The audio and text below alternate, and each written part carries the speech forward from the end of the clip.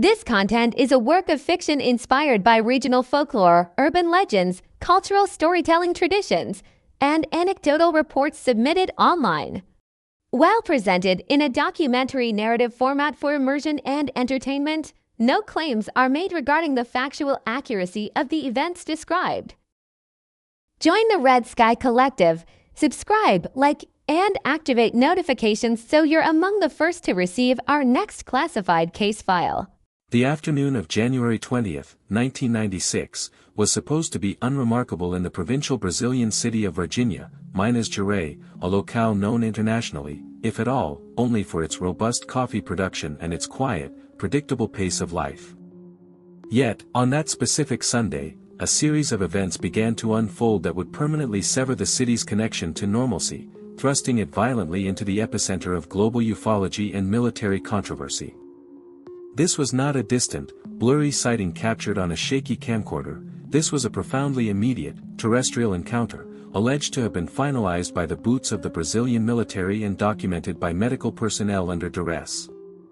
The initial shock wave emanated not from the sky, but from the ground, rooted in the chilling, irrefutable testimony of witnesses who described something unequivocally non-human. The reports coalesced rapidly around a single, horrifying figure, a creature approximately 5 feet tall, characterized by an unnervingly large, bulbous head, skin the color and texture of dark, wet leather, often described as brown or reddish-brown, glistening with a noxious, oily secretion, and, most disturbingly, possessing massive, vertical slits for eyes that burned with a deep, blood-red luminescence. This was the entity, the object of intense military search and seizure, that shattered the Brazilian tranquility. It was the moment when Brazil's most controversial and well-documented UFO case transitioned from speculative folklore to alleged governmental operation. The sheer audacity of the claims made immediate, rigid denial by authorities inevitable, but that denial only served to fuel the relentless inquiries of journalists, researchers, and a local population terrified by what they had seen the military remove from their streets. While officials, from the local fire department to the Brazilian Army's high command, initially maintained a facade of dismissiveness, casually attributing the hysteria to mass delusion, intoxicated youths, or the sighting of an unusually large, pregnant water buffalo. The specifics of the events preceding and following the capture suggested an orchestration of secrecy far too detailed and too aggressive for a mere administrative cleanup. The paradox established immediately was brutal. The truth was either the world's most dramatic extraterrestrial capture or one of the most elaborate, coordinated hoaxes involving dozens of military and medical personnel in South America's largest nation. Varginha itself, a city of modest colonial architecture and deep Catholic faith, offered a stark, unsuitable backdrop for a cosmic drama. Its inhabitants were generally grounded, deeply skeptical of urban myths, and far more concerned with earthly matters like inflation and soccer scores. The climate of the region in January, the peak of summer, was hot and humid, lending a sweaty, oppressive quality to the atmosphere that only amplified the tension when the military vehicles began their clandestine maneuvers. This context is crucial. The witnesses were not fringe enthusiasts. They were ordinary citizens plucked from mundane existence and placed face to face with the unimaginable. The fundamental conflict began precisely at 3:30 p.m. on that Sunday afternoon. 3 young women, Katia Andrade Xavier, Liliane Fatima Silva, and Valquíria Aparecida Silva, were taking a shortcut through a vacant lot near the Jardim Andir neighborhood, a residential district known for its overgrown, neglected properties. Their path required them to navigate through tall weeds and across a patch of damp earth, a common route in their neighborhood. It was here, crouched against a decaying wall of a nearby garage, that they encountered the creature. Their initial reaction was not typical of a sighting of a flying saucer or a distant light. It was visceral, paralyzing fear rooted in close proximity. Liliane, who spoke first to investigators, described the entity's skin as moist, as if covered in a thick layer of engine oil, and noted the almost sickly, sweet sulfur smell that clung to the air surrounding it.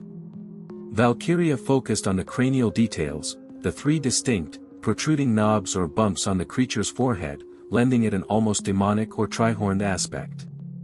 Katia, the oldest of the group, was reportedly the most hysterical, focusing entirely on the immense, terrifying eyes that appeared to track their every movement without blinking. The creature seemed injured or distressed. It was slumped, exhibiting minimal movement, consistent with later theories that it had survived a crash or had been abandoned after an initial encounter. The girls fled in sheer panic, their screams carrying through the usually quiet neighborhood streets, eventually finding refuge and recounting their story to Katia's mother, Luisa Helena de Freitas. Luisa, initially skeptical, was reportedly convinced not by the fantastical details of the creature, but by the girl's genuine, uncontrollable terror, a state of shock that appeared profound and medically induced. This initial encounter, confirmed by 3 independent, consistent testimonies, served as the civilian launch pad for the entire incident.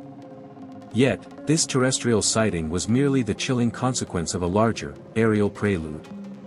Before the girls' encounter, loops of uncertainty had already been opened by earlier, more geographically widespread observations. Reports had surfaced days prior, including on Friday, January 19, detailing a strange object, often described as cylindrical or cigar-shaped, glowing with a subdued, metallic sheen, maneuvering erratically and eventually descending rapidly, potentially crashing, in a remote, wooded area outside the city perimeter. This pre-event context provides the justification for the seemingly instant, organized military response. The Brazilian army, specifically elements connected to the Escola de Sargentos das Armas, EsSA, located in nearby Três Corações, along with local military police, PM, mobilized with unprecedented speed and efficiency. Their movements were not characteristic of standard search and rescue protocols.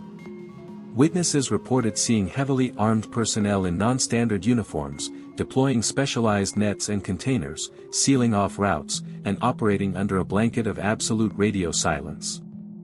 The objective was not public safety or investigation, it was recovery and containment.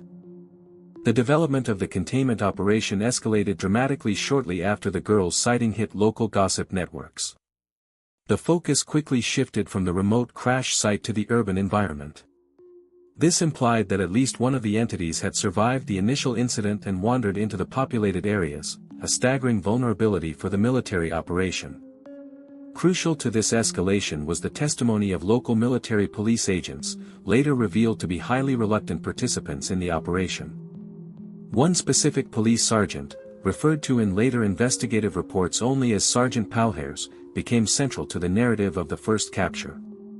According to widely circulated, and officially denied, accounts, Palhares and his partner were dispatched to the Jardim Andir vicinity, not merely to observe, but to actively secure the area. It was Palhares who allegedly first localized the creature, discovering it in a state of deep distress or injury. The re-engagement with the core horror came with the details surrounding this military capture. Unlike the creature the girls saw, which was crouched and seemingly passive, the entity captured by the PM was alive and reportedly emitting high-pitched, wailing noises. The capture itself, according to sources claiming internal knowledge, was brutal and swift, employing specialized nets designed not for human restraint but for animal control, indicating preparation for a non-human target. The creature was then allegedly loaded into the rear of an army truck, likely a closed-canopy troop carrier, and immediately transported. This confirmed capture, executed under extraordinary secrecy, established the first major physical piece of evidence in the incident. It solidified the fact that high-level authorities were operating with prior knowledge of what they were seeking and how to handle it. The immediate climax of the operation centered on the creature's destination, the Hospital Regional do Sul de Minas.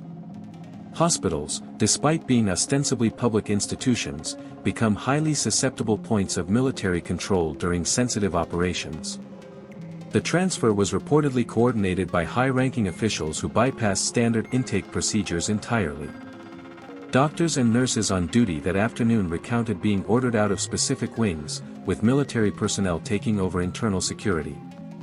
Medical professionals who were forced to assist spoke of an entity that was anatomically bewildering, lacking conventional human orifices, though some reports mentioned 2 small holes where the nose would be, and exhibiting an incredibly low body temperature, even lower than expected for an organism in shock. It was not a mutated human, nor was it a known terrestrial primate, its physiology defied standard biological classification. The urgency and risk associated with this transfer were immense. The creature, severely wounded and stressed, was allegedly housed in an isolated, secure room, likely awaiting transfer to a more technologically advanced facility. This moment, the definitive capture and temporary containment within a civilian structure, represents the pivot point. Varginha was no longer just experiencing a strange sighting, it was witnessing a state-level operation to conceal a biological reality. The payoff for the secrecy was the effective removal of the entity from public sight. By the time the press began to descend on Varginha in the following days, the core evidence, the captured biological specimen, was gone, spirited away under cover of darkness to locations speculated to be either Campinas, São Paulo, or possibly the custody of U.S. officials at a highly secured military installation, possibly via the nearby São Paulo air base. Varginha was thus left with the vacuum of denial, filled only by terrifying recollections, military roadblocks that lingered for days, and the collective conviction of an entire community that something profound and terrifying had occurred. The official explanation, that the girls saw a mythical creature or a severely deformed person, was contradicted not just by the consistency of the civilian accounts, but by the indisputable evidence of militarized institutional panic. The controversy was now firmly established, an apparent UFO crash and the subsequent recovery of non-human entities, orchestrated by the Brazilian military under tight security. This was a narrative too detailed to be dismissed lightly and too disturbing to be ignored. The question was no longer if something extraordinary had happened, but how deep the institutional conspiracy ran, and what happened to the creature once it left the city limits under military escort. The initial shock of January 20, 1996, cemented Varginha's destiny, marking it as ground zero for a global investigative effort. The stage had been set, the primary entity captured, and the cover-up activated. This concludes the initial establishment of the Varginha incident. The next part will delve into the investigation into the second alleged entity, the role of specific military figures, and the deepening medical conspiracy at the hospital, ***. The cold shockwave of operational secrecy that swept over Varginha in the immediate hours following the creature's apprehension was perhaps more profoundly alienating than the creature itself. The morning of January 20 transitioned instantly from a standard summer Saturday into an unprecedented theater of confusion, where local reality was systematically overwritten by federal prerogative. The three young women, Katia, Liliane, and Valquíria, found their terror instantly minimized and their testimony aggressively compartmentalized. Their narrative, raw and consistent, detailed an entity crouching by a wall, an entity that did not belong to any known terrestrial taxonomy, possessing oily, dark brown skin, oversized red eyes that seemed devoid of whites, and small protuberances on the head suggesting horns or rudimentary antennae. This story, however, was rapidly being suffocated by the meticulously coordinated movements of the Brazilian military apparatus. The initial response was not merely one of investigation, but of calculated sanitization. Witnesses near the alleged landing or capture zones reported seeing specialized, non-standard military vehicles, unmarked canvas-covered trucks and jeeps, many belonging, or at least assigned, to the Army Sergeant School, EsSA, based in nearby Tres Carracos. The deployment was not subtle, yet its objective was clear: secure the perimeter, silence local chatter, and remove all physical evidence. The conflict thus crystallized not between Varginha and the unknown, but between the civilian population's eyewitness accounts and the monolithic wall of official denial erected by the Brazilian army and local government officials, who consistently insisted the entire affair was either mass hysteria fueled by pre-existing folklore or, condescendingly, a misidentification of a homeless man. The true gravity of the situation began to leak out not from the frightened teenagers, but from within the ranks of the military police and the local medical facilities. The prevailing, and most compelling, accounts suggest that the retrieval of the initial creature was fraught with complications, leading to its injury. This necessitates a detailed examination of the creature's subsequent movement, which forms the nexus of the deep secrecy surrounding the incident. The entity was allegedly first taken to the Regional Medical Center of Varginha, Hospital Regional do Sul de Minas. This location, being local, was deemed insufficient for the delicate and highly sensitive cargo, leading to a hasty, clandestine transfer to larger, more secure military facilities rumored to be either the University of Campinas, Unicamp, hospital or, most frequently, the military hospital in Campinas itself, approximately 200 kilometers away. It is here, in the sterile and constrained environment of the military medical system, that the narrative gains its darkest and most undeniable anchor, the fate of military police Corporal Marco Eli Cherese. Cherese, a young officer involved in the creature's capture, specifically, handling the entity, became, within weeks, the most tragic casualty of the Varginha Incident. The testimony surrounding Corporal Cherese's rapid decline is meticulously documented by civilian investigators, yet systematically dismissed by the military establishment. The timeline is chillingly precise. The capture operation took place on or around January 20th. Cherese began exhibiting unusual symptoms shortly thereafter. By mid-February, his condition had deteriorated so severely that he was admitted to the military police hospital in Belo Horizonte. His symptoms were described vaguely but ominously: high fever, disorientation, and a spreading, agonizing infection. The official cause of death, delivered on March 3, 1996, was listed as septicemia, a widespread blood infection. However, the official explanation immediately collapsed under scrutiny. Why would a healthy young soldier, in peak physical condition, succumb so rapidly and irreversibly to an undefined infection? The official medical records surrounding his hospitalization and ultimate death were either incomplete, redacted, or actively withheld from his grieving family. Independent investigations, fueled by leaks from within the hospital staff, posited a terrifying alternative: Cherese had contracted a virulent, unknown pathogen transmitted during the creature's handling. Rumors focused on Cherese making direct, unprotected contact with the creature's skin, or perhaps a viscous, reddish-brown fluid associated with the entity. This alleged exposure led to an aggressive, systemic biological collapse that baffled military doctors. The military's handling of Cherese's death added layers of thick, impenetrable suspicion. His body was reportedly not subjected to a full, transparent autopsy. The speed of his burial, and the lack of comprehensive detail provided to his family regarding the specific nature of the septic agent, suggested a desperate, hasty attempt to contain both the biological and informational contamination. Cherese's case is the enduring, physical evidence of the operation's reality, a human cost paid for interacting with the extraterrestrial anomaly. Without Cherese, the Varginha Incident could be comfortably relegated to folklore. With him, it becomes a documented casualty report of a clandestine military operation. But Cherese was not the only open loop threatening the military's carefully constructed facade of denial. The investigation quickly established that the capture of the three girls' entity was merely the first of potentially 2 or 3 separate retrieval operations spanning the following days. The persistent, though equally denied, existence of a second creature, allegedly recovered near the EsSA compound and potentially taken to the military hospital in Campinas, escalated the complexity of the cover-up exponentially. This secondary creature was rumored to be less mobile, possibly incapacitated during the descent or previous impact, necessitating a more technical recovery process.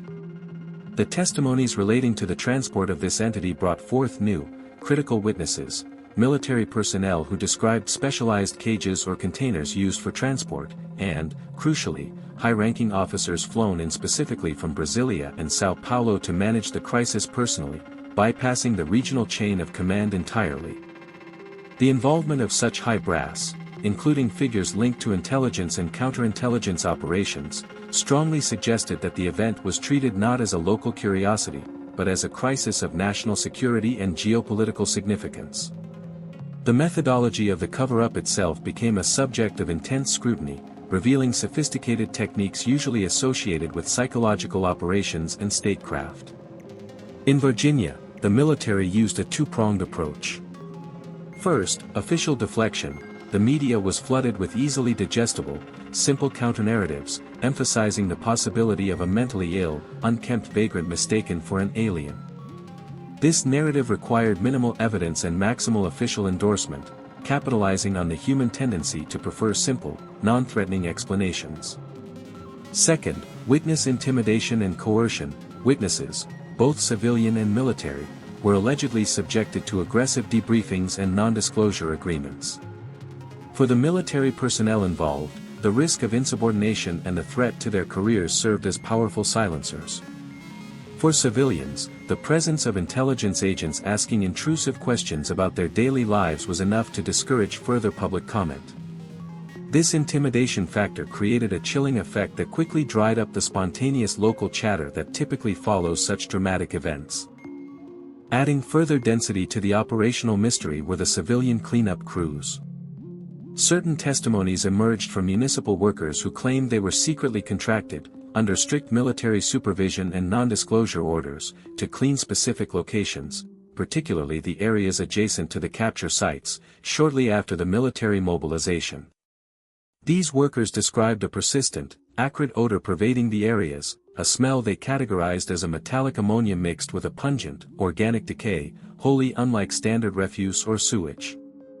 They reported washing down streets and walls to remove an oily, almost gelatinous residue, the presence of which could not be explained by any conventional accident or activity. This points not only to the capture of creatures but also to some form of organic material or propulsion residue left behind, further substantiating the physical reality of the event beyond mere sighting.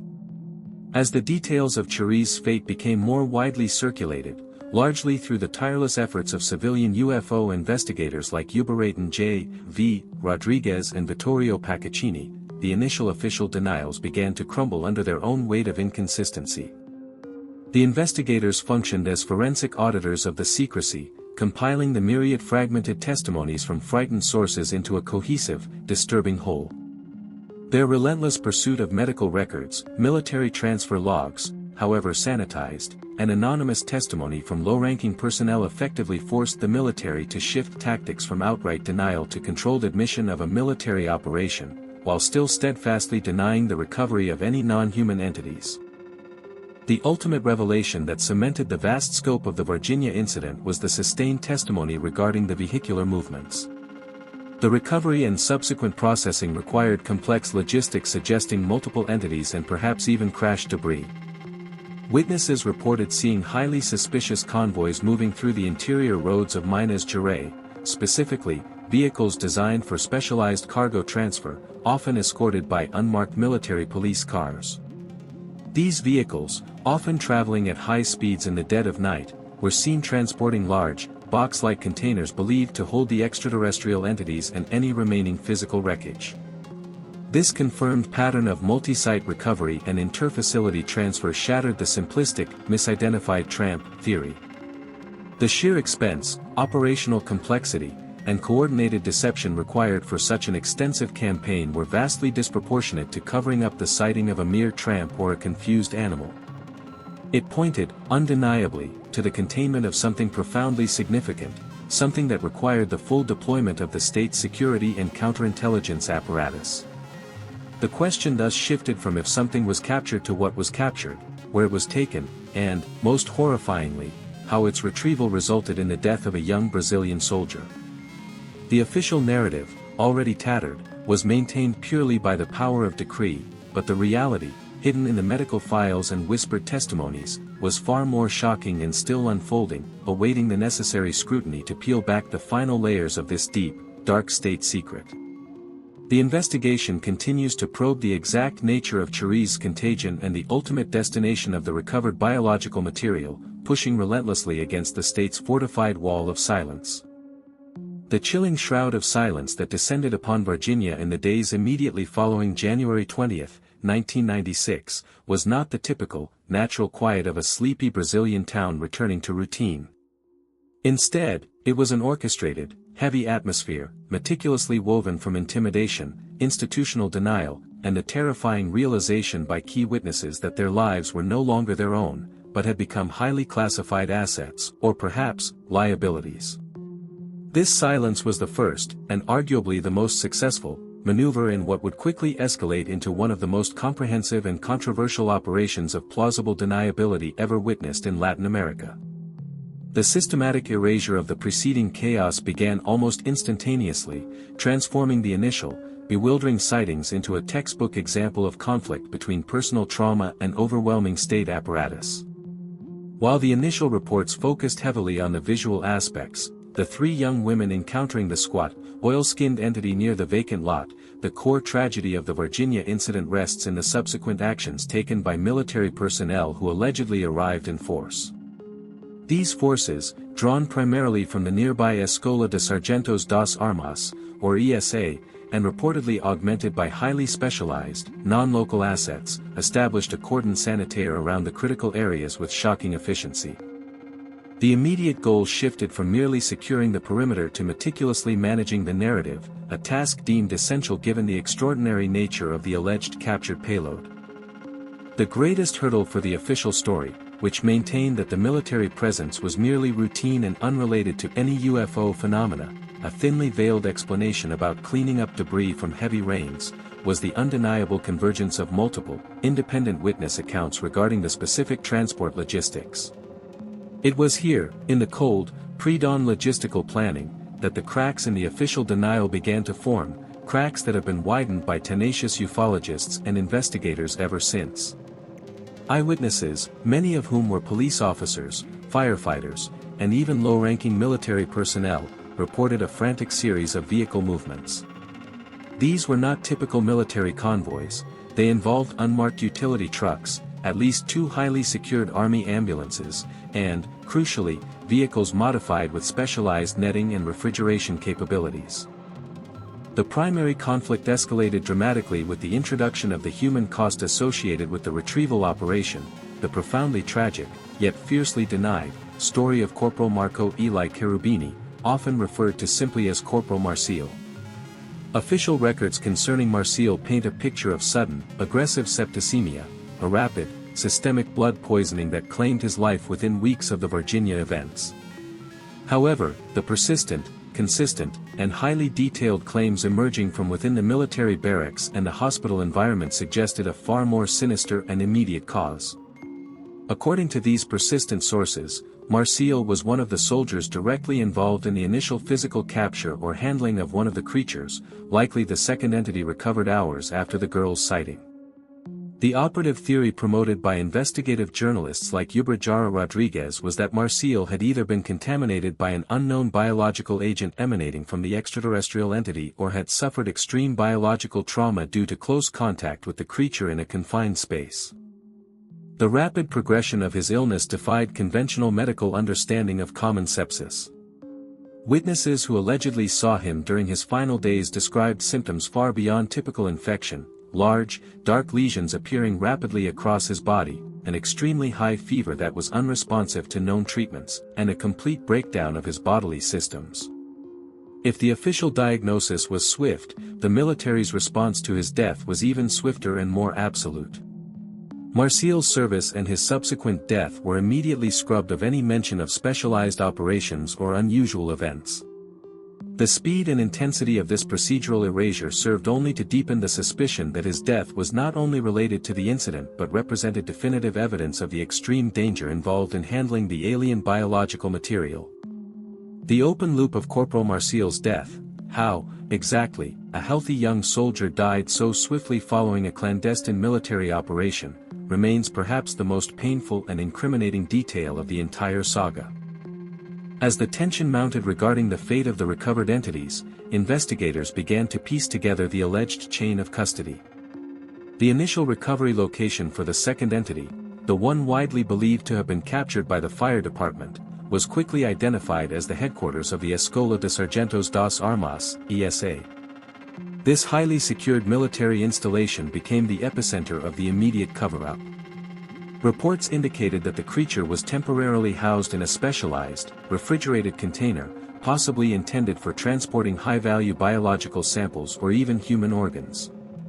This detail immediately suggested that the military command, far from being unprepared, possessed protocols or equipment specifically designed for the handling of sensitive biological payloads, a fact that strongly implies external consultation or pre-existing contingency plans, perhaps even those coordinated outside of the standard Brazilian chain of command.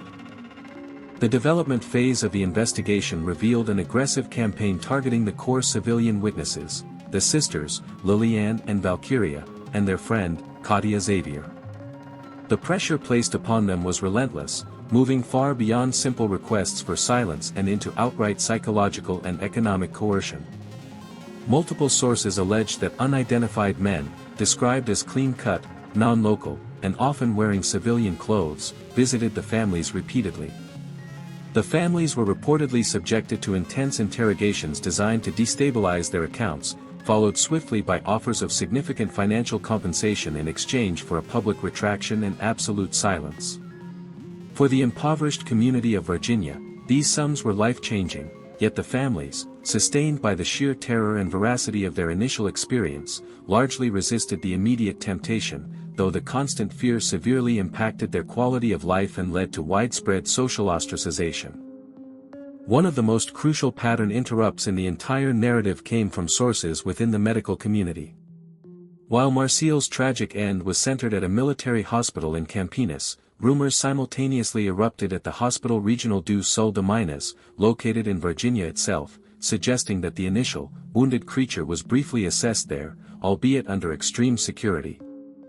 Whistleblowers, speaking on condition of anonymity for fear of professional reprisal, claimed that a large section of the hospital was suddenly cleared, and specialized personnel arrived to perform rapid assessments on an unusual patient.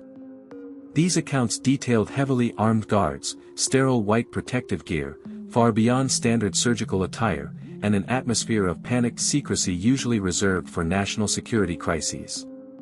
The brief, alleged presence of the entity within a civilian healthcare facility, if true, provided a small, critical window into the condition of the entity before it was transferred to higher-level facilities, likely heading toward the University of Campinas, Unicamp, or a facility near São Paulo, destinations rumored to be under tighter federal, or perhaps even foreign, control. The investigation then inevitably shifted focus from the local Brazilian military response to the persistent, globally recognized whisper of extraterrestrial cover-ups, the involvement of the United States government. The sheer speed, professionalism, and equipment deployed in Varginha led many investigators, including high-profile figures like A.J. Gaverd, to conclude that the operation exceeded the typical capabilities and jurisdiction of the local Brazilian army. This led to the powerful, central re-engagement hook. Was Varginha merely a local incident managed by the EsSA, or was it a joint, multinational retrieval operation? Sources within the Brazilian intelligence community, years after the incident, began to leak vague details suggesting that high-level communications between Brasilia and Washington, D.C. occurred within hours of the initial reports. The hypothesis gained significant traction, that U.S. assets, possibly elements of the Defense Intelligence Agency, DIA, or other specialized retrieval teams, were swiftly deployed to Brazil to ensure the secure transfer of the biological payload, a payload of immense scientific and geopolitical value. The presence of alleged U.S. personnel, often described as highly efficient, speaking fluent but accented Portuguese, and operating with an authority that superseded local Brazilian military command, became a cornerstone of the advanced theories surrounding the Varginha incident. This suggested that the events were not just anomalous, but part of a known international protocol for managing captured non-human entities, echoing similar, infamous events worldwide. This complex, interwoven matrix of physical capture, biological contamination, witness coercion, and alleged international involvement built towards a silent, hidden climax. The critical juncture was the alleged transfer of the two recovered entities from the temporary refrigerated storage at the EsSA.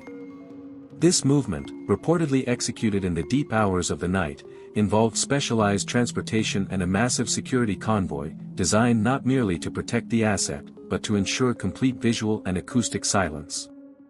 The destination was not merely a random military base, but high-security facilities possessing the infrastructure necessary for prolonged biological study or specialized storage, facilities often linked, in UFO lore, to international agreements regarding biological exchange and analysis.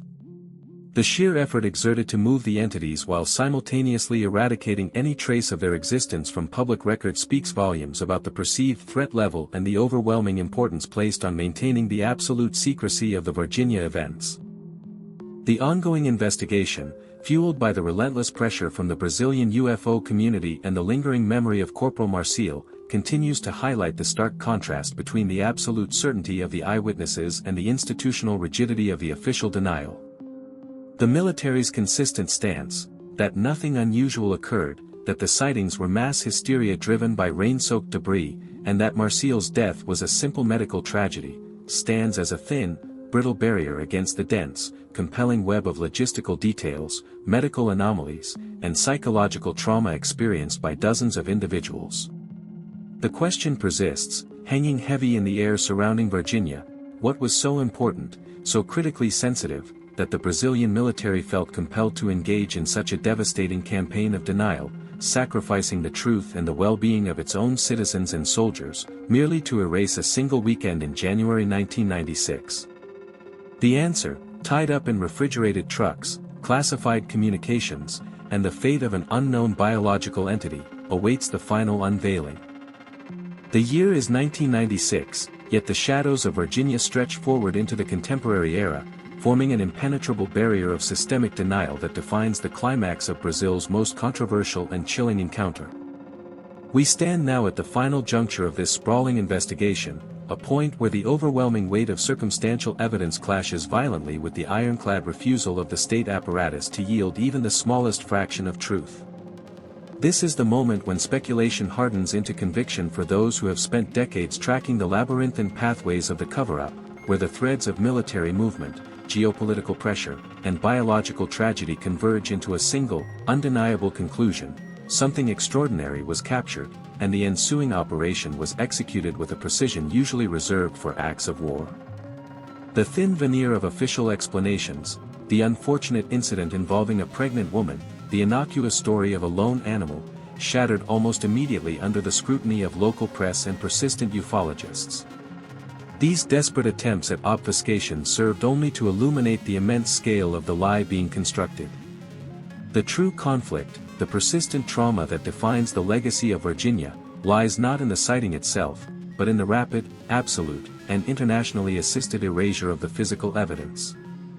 The essential question that plagued researchers from that day forward concerned the fate of the two, or potentially three, entities allegedly recovered by the Brazilian Army's high-level operational teams.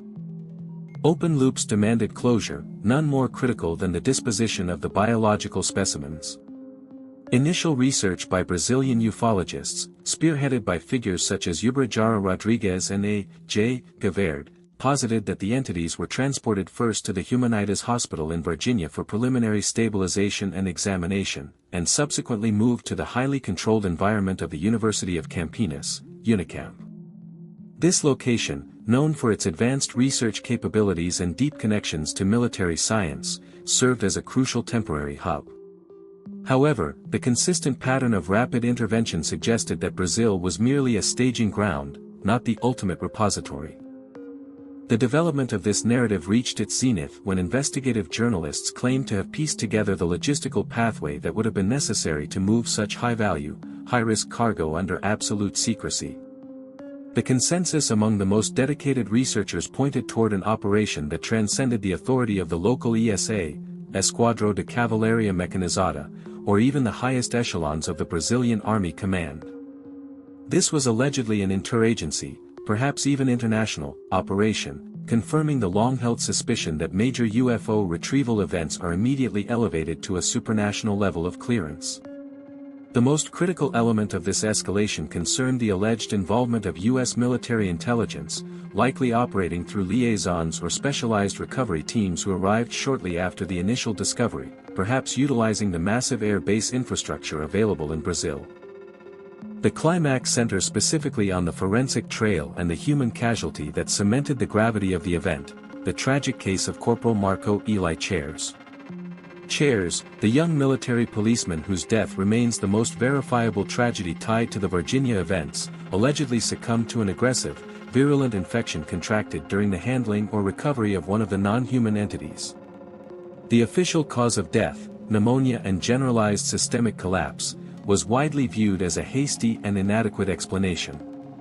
Researchers pointed to the rapid deterioration of Cherese's health, the extreme secrecy surrounding his hospitalization, and the alleged immediate cremation of his remains, highly unusual for a young, non-contagious military death at the time, as incontrovertible signs of biological contamination and ensuing panic within the military hierarchy. Cherese's death served as the grim confirmation that the entities were not only real but biologically active and potentially dangerous, escalating the need for deep classification from a mere matter of national security to an urgent biosecurity threat. The large revelation, the moment of payoff in this decades-long pursuit of truth, hinges on the alleged fate of the creatures once they left Unicamp.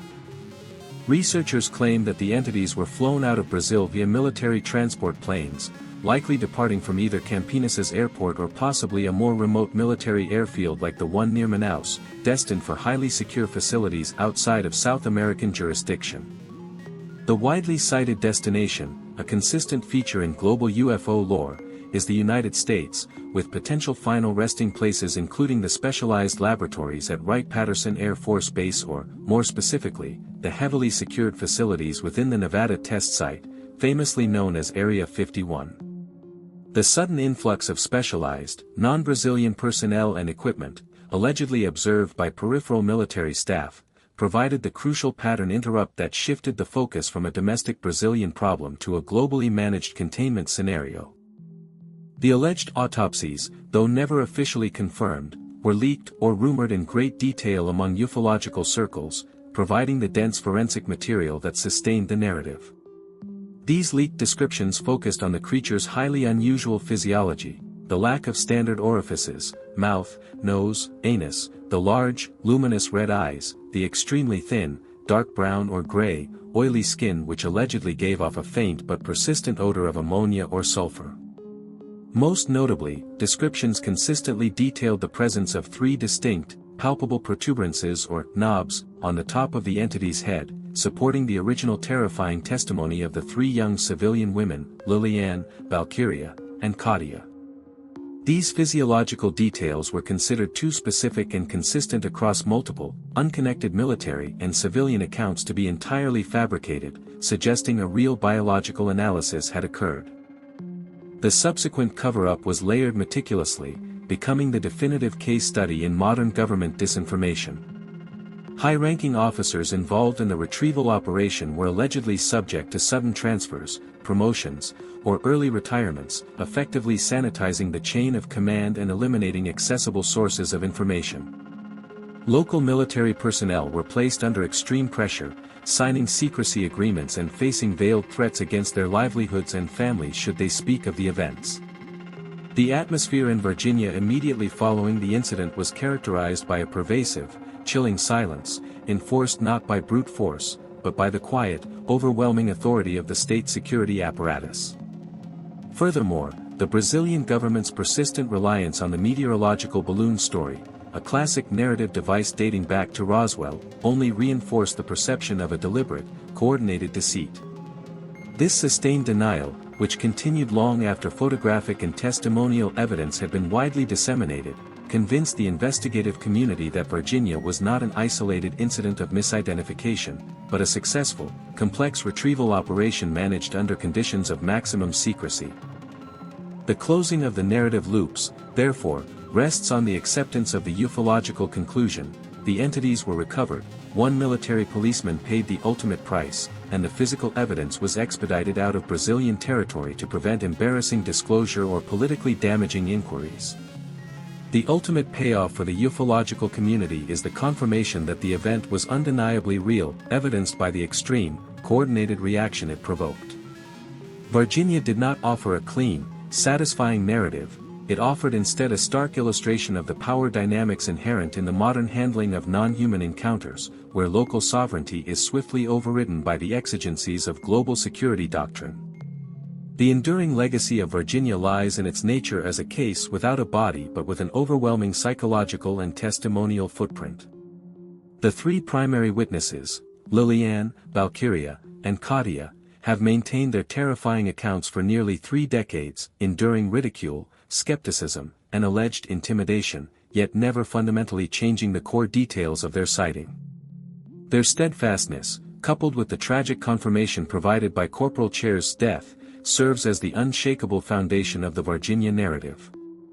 In conclusion, the Virginia incident stands as Brazil's Roswell, a pivotal, globally significant event that confirmed for many the capability of state actors to successfully manage and suppress undeniable evidence of extraterrestrial presence. The official silence is the final, definitive answer. It is not the sound of nothing happening, but the sound of absolute operational success in information control. The sheer effort expended to maintain the lie, to transfer the bodies, to intimidate the witnesses, and to erase the footprint of the event, speaks volumes more loudly than any forced confession. The complexity of the cover-up operation itself is the evidence. The files remain sealed within military archives, inaccessible under the auspices of national security laws. Yet, the pressure continues. We urge the continued vigilance of independent researchers and investigative journalists across the globe to press for the declassification of all operational logs, meteorological records, and medical reports pertaining to Varginha in the critical period between January and March of 1996.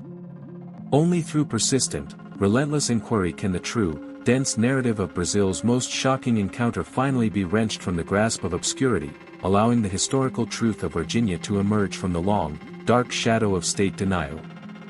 The answers, though perhaps incomplete, lie dormant, awaiting the erosion of the wall of silence built layer by unforgiving layer around the small, unsuspecting city of Varginha.